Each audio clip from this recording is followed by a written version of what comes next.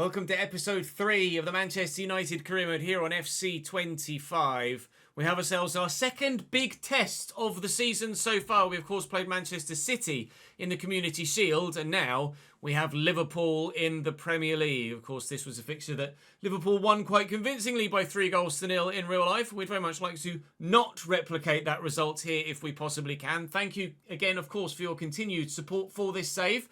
Keep the likes coming in. I'd very much appreciate it. Saying thank you to 3 of you on the board behind me again. D. Godwin, MJ Hilston, Adam Kirk are the 3 that are up there today. Appreciate it very much indeed. We will crack on with a busy month, actually. It's going to be the busiest month we've had so far. I shall show you the calendar. We have Liverpool and Tottenham and Palace that will play today. We'll be simming the game against Southampton away, Oxford in the Cup, and FC25 in the Europa League as well. It is the new European layout format. It's introduced for this year on the game, as it has been in real life, of course. So we don't have a massive amount of big games in the early stages, but we will play a couple of them, including Fenerbahce, which, of course, is Jose Mourinho. And I think Fenerbahce's ground might be in the game now as well, actually, if I'm not mistaken. I can't remember. They added a few new grounds this year, including a handful from the Championship as well, which would be good if we get those guys in the Cup or if they get promoted to the Premier League throughout the course of this save. But we're not going to waste any time. We're going to jump straight into the match day here against Liverpool and hopefully not lose by 3-0 this time. I think Kingsley Coman might get his first start of the season today. Liverpool have arrived with a 4-2-1-3 formation. Alisson in goal, as you might expect. Trippier at right back, intriguingly. Endo and McAllister in the middle with Szoboszlai at cam. Chiesa on the left, Salah on the right. Trippier at right back. That is an intriguing decision from Liverpool, here in this game against Manchester United. Maybe that's for a specific threat. I don't know. Whether they fancy Trippier to be more solid defensively against Kingsley Coman on that far left-hand side. I don't know. Coman into the lineup is one of the changes made here. Diogo Dalot's come in at left-back, and we've got Mazraoui still at right-back as a result, just to deal with the extra pace of Mo Salah. I didn't feel like Luke Shaw really would be the go-to for that particular job on this occasion. You can see how the ball is skipping away in the wet here. That's another great visual example of how the new weather mechanics are affecting the way that the ball is played about. Liverpool, look at that offside trap for Liverpool. That was unexpected. Mazraoui almost forgot the ball there. Bruno Fernandes finding it difficult to find any space at the minute. Liverpool just firming up in these central areas, and the ball to Bruno's not gone very well. Diogo Jota leading the line through the middle for them. Out to Chiesa, but Matthijs de Ligt has been so rock solid for us at fullback so far this season and continues to be. Garnacho's actually up to 81 rated now with the change to make him a right wing and not a right mid. Mazraoui will look to float this, looking for Rasmus, but it's Kingsley. It's Ibrahim Konate that gets up to it first. I don't know why Kingsley was the first name that came to my mind there. Got Coman on the mind. Diogo Jota trying to work it about. Liverpool been decent in possession so far, but neither side able to create a clear-cut chance after 20 minutes. Well up, Diogo. They've barely had the chance to utilise Salah so far because Diogo Dalot's been marshalling him so well. Rasmus is the man that's going to try and spin the defender here. Trips, obviously not really the go-to man to deal with pace. That's well knocked back. And Mainoo's effort goes wide. It's been predominantly Manchester United so far. Arne Slot's Liverpool are not firing on all cylinders here. Chiesa out of his feet quickly. Mazraoui trying to deal with it. And, well, quite frankly, can't at this moment in time. Mainoo. That's exactly what we needed from him there. That was brilliant. If I can get Bruno turned, then there is room for Garnacho to try and exploit back here. But Andy Robertson's dealt with it well defensively. But that's a poor touch from the defender. And Rasmus is looking to get away here. Rasmus Højlund in the box. Got to be better. Really got to be better. That's where you need a clinical finisher. And unfortunately, he has not provided on this occasion. It's 0-0 at half-time, but with the only side really that looked like scoring. Really, we should have. What can we do in the second half? Can we find a breakthrough against this Liverpool side? Come on, down the line. Back to Kobbie Mainoo. Rasmus has made a great run in behind. Will stand up into the middle. And waiting is Garnacho, potentially with a header. Ugarte. Was worth a go. I was hoping more for a loopy banana effort. And he's just put his foot straight through it. And, well, it was a lot further wide than I thought it was. Here's Diogo now. Oh, that's a lovely turn. Chiesa might try and find him again. They do have Luis Diaz on the bench if they feel like they want a different option. Mo Salah's played in. Onana comes and he can't get there. And Salah does give Liverpool the lead at Old Trafford. It's been all them at the beginning of the second half. And finally, that pressure does pay. Front of the travelling fans in the corner. Salah again. Well intercepted by Mazraoui, but it's fallen kindly for the Italian once more. He's so good at that. Change the direction and switch up a pace. Szoboszlai's got a rocket of a right foot. We cannot afford to let him shoot. Jota is clinical. We can't afford to let him shoot either. Here's Chiesa. It's cannonballed around. I think it hit a hand on Diogo. It did. Both sides making substitutions now at this stage. Mason Mount's coming on for Ugarte, bringing Luke Shaw on for Mazraoui and moving Diogo Dalot to right back. It's just too much physicality and strength in the middle there for me to really be able to trust anyone's ability to hold the ball up. Oh, Mason! That would have been the moment to change the game back in our way. I think Kingsley, was just onside. Indeed he was. I've got options in the middle. I just need to find one of them. Bruno at the near post. Alisson makes the stop. It's not like we haven't had chances today. But we cannot find a way through at the minute. Can we get to that loose ball? Dalot's up. It's Alexis McAllister that wins the header, but Garnacho will get to that first. Dalot, I'm going to go short and on the floor, I think. Drill it across, looking for someone here. Here's Bruno. Fernandes, I needed a worldie, I didn't get it. Liverpool in possession with moments to go. It's going to be our first defeat of the Premier League season, I think. Unless I can get this forward quickly, which we can't do. It's not by as much as it was in real life, but it is still the same end result. And Jota might make it two here. Can't get near him. He's at the post now as well. Mason Mount did the same at the other end earlier in the half, but it's Manchester United 0, Liverpool 1 here at Old Trafford. We taste defeat for the first time in this save. In 90 minutes anyway, we lost on pens to City in the Community Shield, obviously. And we crack on towards the next game where hopefully we can right the wrongs of that fixture, which United were able to do IRL against Southampton, and hopefully we can replicate that. Next match day is away from home against Southampton. As we mentioned, we're going to be quick simming this one. Should be a straightforward result. You see that Joshua Zirkzee starts up top, Amad Diallo on the right-hand side, and Lenny Yoro at centre-back. Should be a straightforward result. We've actually replicated the real-life result as well with a 3-0 away win. Lovely. Around the grounds, everyone else playing later. We were the early kickoff, and that should hopefully drastically improve our league standing. We are... That's not what I wanted. We are where in the Premier League? The menus are a little bit laggy still. Hopefully that gets fixed sooner rather than later. We are 4th at present in the Premier League. Some are still yet to play their third match day, but we're there on 7 points, sitting in a Champions League spot at the moment. It's reading as 4 Champions League spots, not 5 for the Premier League. So I'm not sure what the ruling is in real life at the moment around the Premier League having a 5th Champions League spot, but in FC at least, there is only 4 available. Up next for us is a game that really we should be getting a particularly straightforward result in. It's Oxford away in the Cup in 2 days' time. Match day against Oxford. Again, this one should be pretty straightforward. Almost a fully rotated side. Would have had Zirkzee and Amad Diallo in there as well, but they're still tied from the game against Southampton just a couple of days ago. And Oxford United get a 1-1 draw at the Kassam with only 2 shots compared to our 7, and then they knock us out on pens. So, Championship Oxford knock out Premier League Manchester United in the Carabao Cup. Unexpected, to say the least. But the FA Cup we will absolutely take a bit more seriously. Well, not even a bit more seriously. A lot more seriously.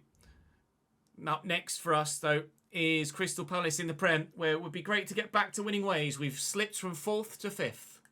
Here at Selhurst Park, Crystal Palace lining up with the following in a 5-2-3. Dean Henderson, Mitchell, Chaloba, Richards, Lacroix and Munoz. Adam Wharton and Kamada in the midfield. Ismaila Sarr's out one side, Mateus Franja at the other. No Eze. I didn't glance quickly enough to see the bench there. I don't know whether Eberechi Eze is on the bench for them or not. Regardless, he's not in the starting lineup at the very least, and Palace will be worse for that. Obviously, they lost Elise in the summer IRL to Bayern Munich, which will be of concern to them because they have lost that creativity. Trying to get in there for a diving header with Xerxes, although apparently he was offside. I've made a couple of changes to my lineup as well, actually. Joshua Xerxes starts, as does Ahmad, Casemiro and Lenny Yoro. Luke de Jong is not going to be killing anyone for pace, is he? He will be strong, though. I needed first-time pass there from Casemiro, really. And Luke de Jong gets past his Dutch compatriot, Matthijs de Ligt, his Tariq Mitchell. Back to Luke de Jong again. Well blocked, but it still falls to Franja, and Yoro's in the way. Just trying to get rid of this. Crystal Palace have the first chances of the game. That was a little bit worrying for a moment there, but I trusted the boys in red and white to get the blocks in when they came. Ismaila Sarr quickly to Luke de Jong, and now Franja is in again, and Onana's forced into a save. Will they keep that in play? They will. I don't actually think it was going to go out for a corner there. Luke Shaw just trying to get away from Ismaila Sarr, but Sarr's too quick for him. Can't. Stands up to the back post and had to rely on De Ligt to get rid. Crystal Palace are dangerous here. We're in 5th. They're in 8th so far this season, so they've had a decent start. Certainly a better start in save than they have in real life, that's for sure. Always found 5-backs difficult to play against on 24. And finding a 5-back difficult to play against on 25 as well. See if Bruno can find Matthijs de Ligt with the corner. He can, but it's not... Oh, wow, look at the wind. Changed the trajectory of that ball. That was crazy. Bruno Fernandes to Casemiro. And back again. Can I have the overlapping run, please? There it is. It wasn't great in terms of the pass. Dalot dinks it back. Bruno. Ahmad. Mainu. Oh, trying to find Rashford, but can't. Dalot. And Ahmad. Bruno. Looking for Xerxes. Not finding him. Oh, it's poor from Palace. They're giving that away. Xerxes needs some support, though, and here it comes. Amad Diallo has Kobbie Mainoo. Sorry, Kobbie Mainoo has Amad Diallo. It was the other way around. Bruno Fernandes. Shot blocked. Can't find a way past their defence, but they're playing very narrow, Crystal Palace. So they're kind of forcing me into wide areas, but then because they've got so many men in the middle, I can't find Joshua Xerxes. I might need Rasmus Højlund later in this game to try and utilise his aerial capabilities. De Ligt up against Franja here. And De Ligt doing just what he needed to in that 1v1 situation. Been a very... Oh, Bruno, that's not good enough. Been a very difficult fixture so far. And I can't seem to break them down. But equally, they can't seem to do the same to me. And here's Munoz in behind at the beginning of the second half. And it might be Palace that scored the first goal of the game. But no, Dalot will bring that down and clear it away. Look at the wind holding the ball up there. But Rasmus has done nicely to come and claim that. Now, if he could get himself back into a forward area, that'd be lovely. Casemiro, Rasmus, he's on the run into the channel. His movement is just better than Xerxes, Rasmus, and he's in behind here immediately. Try and head that across, but it's just not quite going to reach him. But already you can see the impact that Højlund is having on this forward line for us and the defensive line for Palace. They don't know how to deal with him. So comfortable were they with Xerxes, and so uncomfortable are they with Rasmus that we could see a goal in the not too distant future. But that header's gone wide. Win that. Well up, Casemiro. We'll look for Rasmus quickly. On the left foot. Oh, you've got to do better. He's got to do better. That's where you need the clinical finisher. That's where someone that's already established and has the composure buries. And Mbappe, a Haaland, finishes that. But Rasmus is not yet the finished article. And as such, that one ended up going wide. Diallo. Diallo again. Oh, an early loft. It's going to fall for Bruno. They stepped well there. Rasmus down. Rasmus with a finish. Blocked again by Palace. And Rasmus was offside. And Anthony again. Well, the ball roll's done me. And Eze and Luke de Jong well blocked by De Ligt. Right, this is what we've waited for. Them attacking us, and now we need to make the most of the space in behind. But we can't, because Saloba has defended that very well indeed. Well in De Ligt. Masraoui brings it down. We'll lift it looking for the runner Garnacho, who will try and flick that on, and he's done that well, but I think it's just not meant to be against Crystal Palace here. From left back, getting forward here. Use the fresher legs of Mason Mount to try and close this down, but Mount is chugging away there, trying to get near, and will force a Palace corner. Yikes.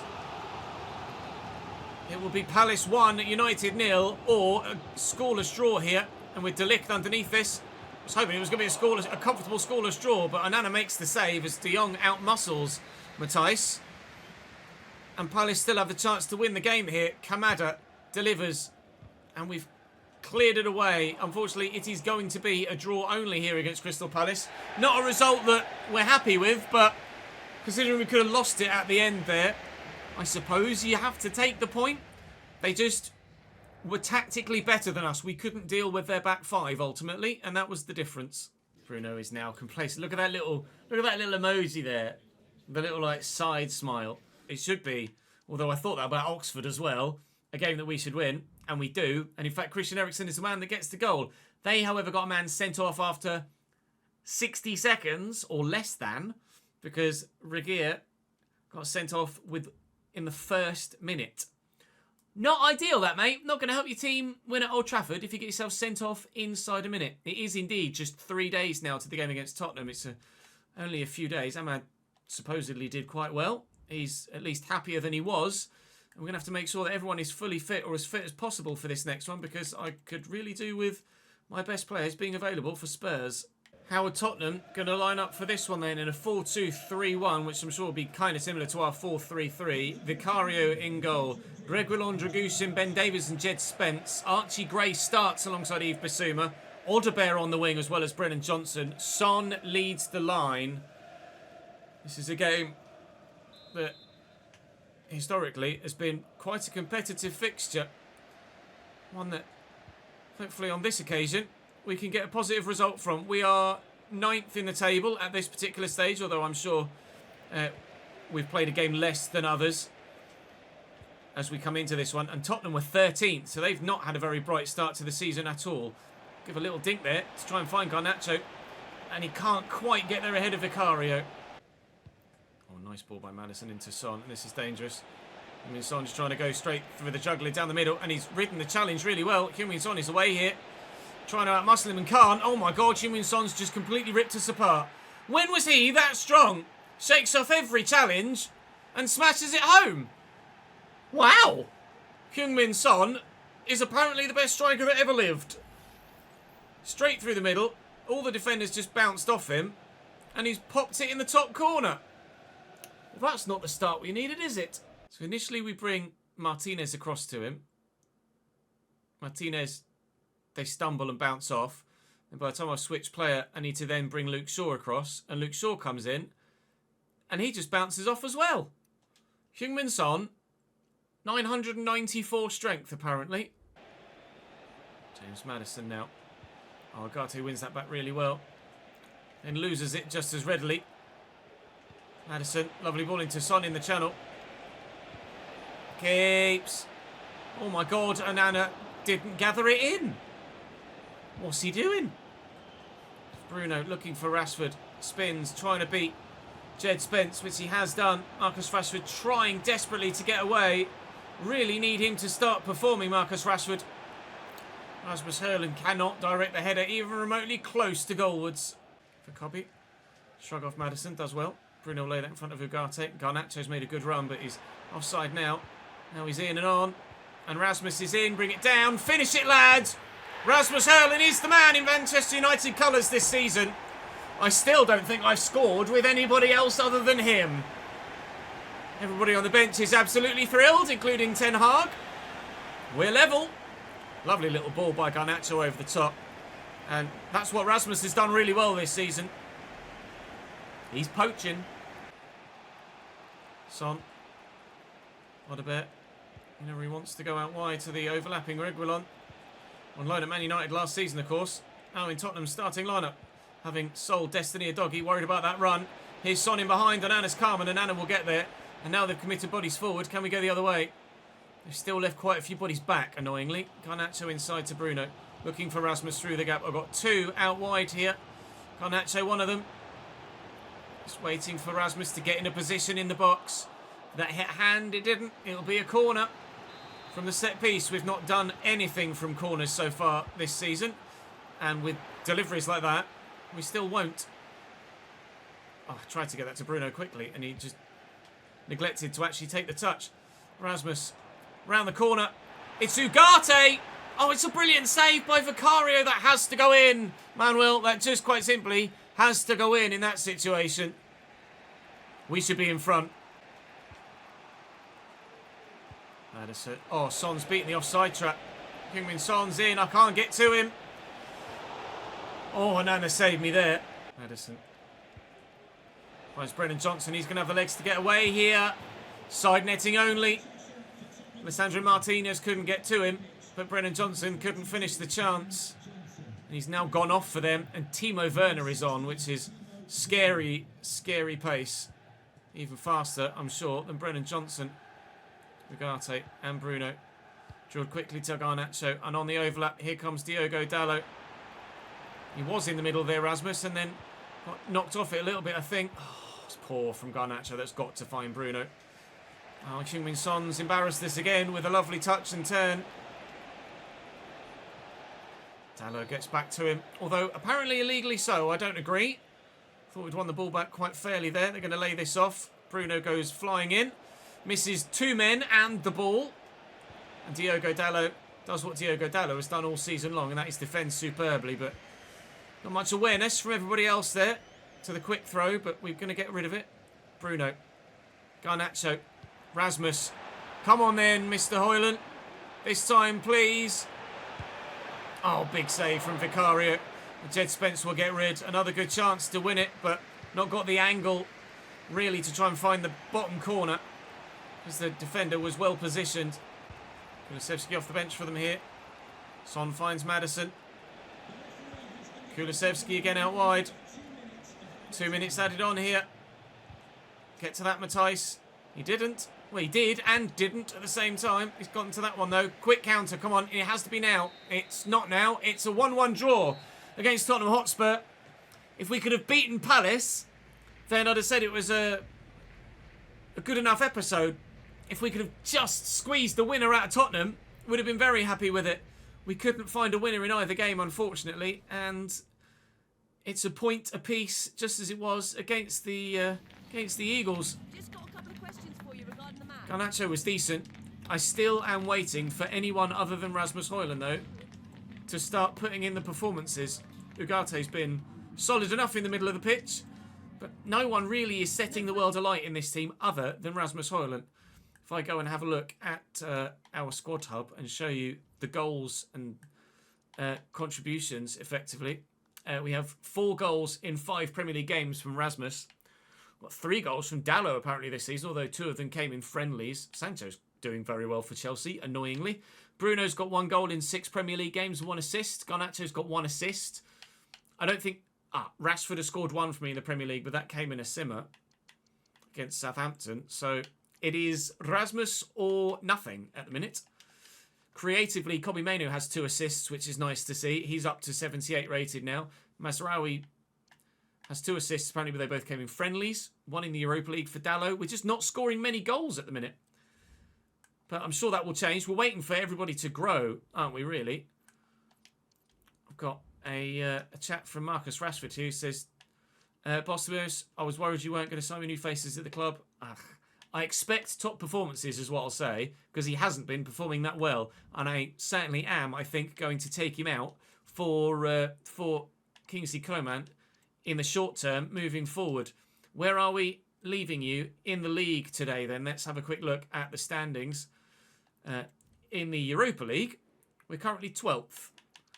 But that, of course, is hopefully going to be much higher sooner rather than later. And in the Prem, we are 8th. We are 3 points away from Chelsea in the top 4. Only 1 defeat, but the 3 draws slight sticking point for us so far. 7 goals in 6 games. Only 3 conceded, though, so we're decent defensively. Newcastle lead the way. Liverpool second and Brentford third. Arsenal there in 5th. To be fair to them, Crystal Palace have had a very good start to the season, as you can see there. So perhaps it's not quite so frustrating to have only drawn that game. Down at the bottom, Bournemouth, 5 straight defeats for them so far this season. Southampton only the single point. Everton join them in the relegation zone alongside Wolves. Join me in the next episode tomorrow, where hopefully we can march on towards those Champions League spots. It's what the board want from us this year. So it's, of course, what our target has to be. Though we could, of course, qualify for the Champions League by winning the Europa League, and that's a possibility too. We'll be playing against Jose Mourinho's Fenerbahce tomorrow, as well as a decent Porto side, I'm sure. Join me for it. I'll see you then.